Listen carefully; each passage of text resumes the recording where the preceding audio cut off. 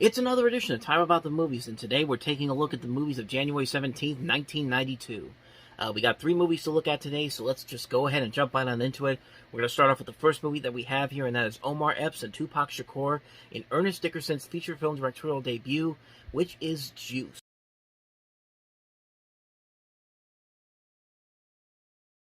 So Juice was coming out at a time where you were getting more urban movies, and we got great stuff like Do the Right Thing, Jungle Fever, Mo Better Blues, New Jack City, Boys in the Hood, Menace to Society, Poetic Justice. Juice is one of those ones that usually gets overlooked for the most part, probably not helping because it came out in early January, and as we know, January is kind of a dumping ground, and I guess Paramount really didn't have a whole lot of hope going for it, but maybe they thought in January there wasn't that much there. Most of the stuff that was going to come out was probably going to be terrible, so maybe they thought, we'll put it out there.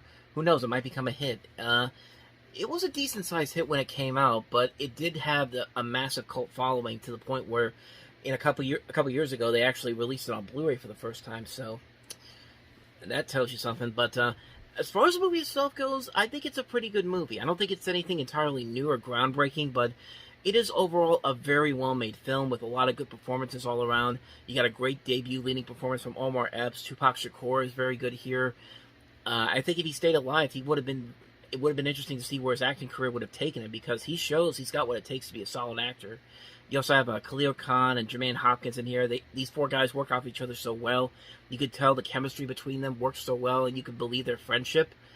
And for Ernest Dickerson, he gets a real solid directing debut here after spending years as the cinematographer for Lee on many of his films. He even did cinematography for Eddie Murphy Raw as well. And he just shows here that he not only has a good knack at directing, but he can also write a really good script since he co-wrote the film as well. And really, this could arguably be his best film as a director. He's had some decent movies, such as Bulletproof, Demon Knight, but overall, this is probably his best overall movie as a director. Again, Juice doesn't really do anything new or creative, but it's an honest, hard slice of reality that kind of still holds up today. The acting is great, the tension is very good, the drama is well done, the directing is very nicely done. It's a pretty solid film. It's a movie that I don't think a lot of people really talk about, but it's a movie that definitely deserves to get more attention. So definitely check it out if you can, Juice. So with that said, let's go ahead and move on to the next movie, and that is Free Jack.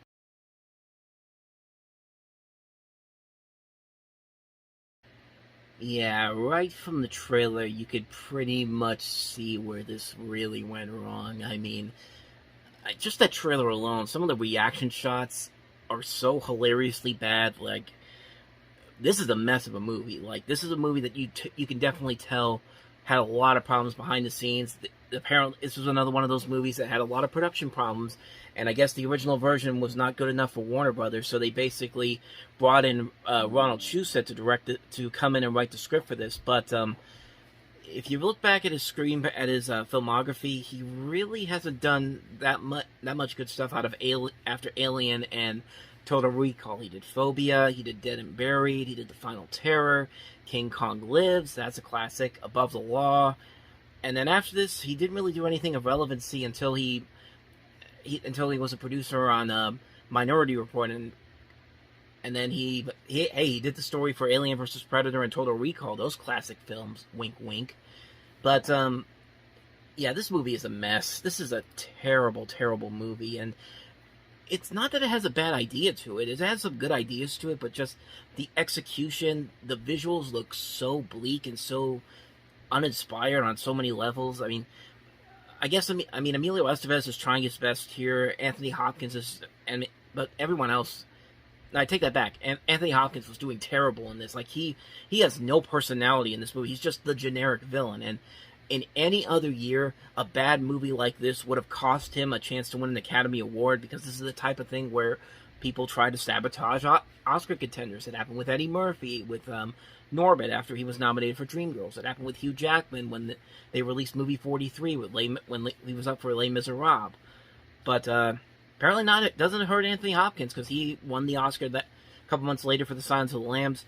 Just Mick Jagger, really? Like, I have no doubt that Mick Jagger's probably a good actor and probably has a good idea to make fun of himself, but he looks like he doesn't even want to be in here. It's just like Mick Jagger has personality, and this movie just looks like it sucked it out of him. And Renee Russo, God rest her soul, she's trying her best with these.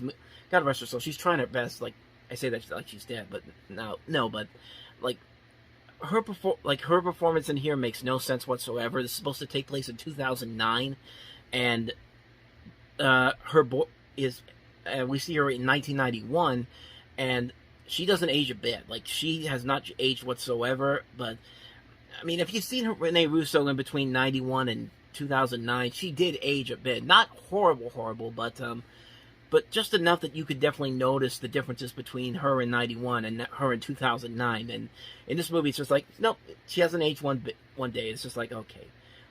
This is a mess of a movie, is what I'm trying to say here. This is a terrible movie with some good... It has good ideas to it, but it just falls into the same trap that every bad sci-fi movie that's trying to start a franchise fails to do. And it's like, it's trying to create another Blade Runner, pretty much. And Blade Runner was one of those rare things that just...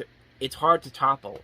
I mean, even with something like Blade Runner 2049, that was a rare exception. But every other time they try to do it, it very rarely pans out. And this is one of those movies that's a definite example of a version of Blade Runner that does not pan out at all. This is a movie that the studio knew it was bad. They tried to fix it, and it failed miserably. So they just said, dump it in January, because nobody's going to go see it. And sure enough, nobody went to go see it, and it's largely been forgotten, and you can definitely see why. So let's end this on a much more positive note. Let's go ahead and take a look at the last movie we have here, and that is the documentary 35 Up.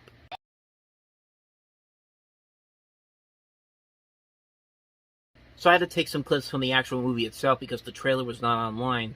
But if you don't know what the Up series is, basically this started off as a movie called 7 Up, directed by Paul Ullman in 1964.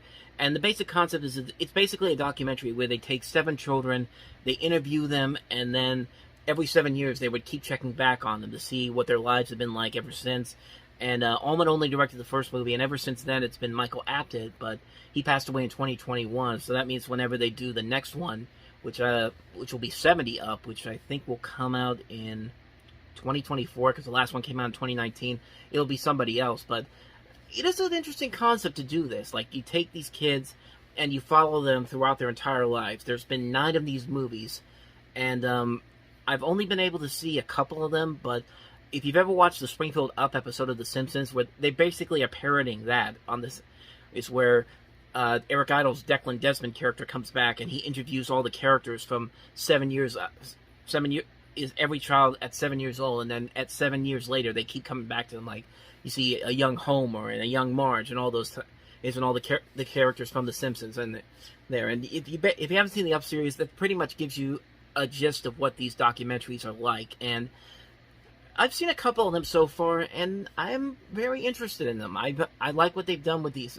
I like this concept, and I like that these kids that do come back every 7 years to talk about what they've been up to and all that. And I haven't seen all of them, unfortunately. I unfortunately have not seen this newest one, 35. This one, well, this one here, 35 Up.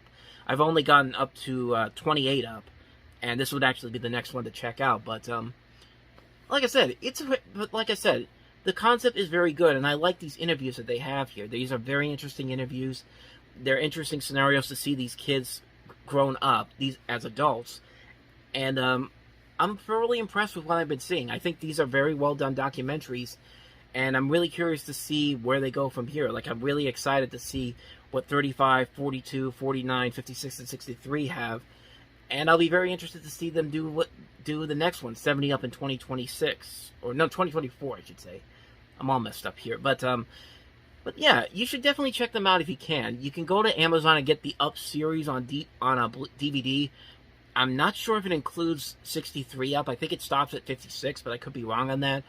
But yeah, if you want to see some good documentaries, I'd say definitely give these ones a watch. That's pretty much all I gotta say right now about the Up series. I have to get to 35 Up at some point. So on that note, we wrap up another edition of Time About the Movies. Next time we meet, we only have one movie to look at on January 24th of 92, and that is Love Crimes with Sean Young. And I haven't heard too much about it. I don't know if it's good or not, but we'll definitely take a look at the trailer and see for ourselves. But other than that, though, that's pretty much all we're going to look at tomorrow. So it should be a very short episode for tomorrow. But thank you guys for watching, and as always, if you want to see more videos like this, check out the playlist on the next page, check out the previous episode, and I'll see you guys tomorrow for another episode. So thank you for watching. I'll see you folks tomorrow, and until then, take care.